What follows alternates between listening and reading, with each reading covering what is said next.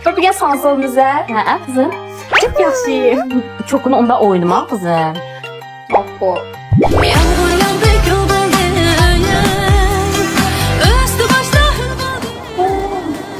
Sanzık keterlik materiallar 3 kilo 800 gram un, 38 gram şeker, 1 kilo su may, 1 kilo 500 gram su. Un, su, may, tuz hem de böyle sıvı tuzlarımız.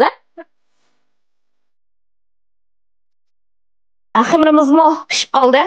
Endi ximirimizning birisini 200 gramdan zo'l qilib olamiz. Yanlıq qavaqda 250 gram qilsam bo'ladi. Biz bani sotadiganga, etadigan bo'lgandan keyin 200 gram qilamiz odatda. Har bir ximirimizning o'ttirdan to'shib kechib olamiz.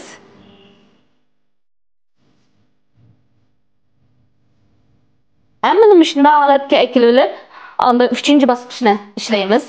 Sazımızdan her bir ximirini shunday ishilib 15 minut tindirib endi salqaq bo'ldi, juma.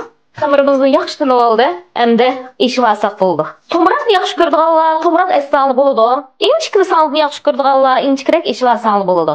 Men jiziqqa o'xshash gap. Ha, bo'ladi, to'g'ri. Mushalarga kelganingizda shunday yo'yib olamiz. Amma qizg'andan keyin sangizni shunday silib olamiz. Biz odatda men bayqazimizda 180 ga sanshib olamiz.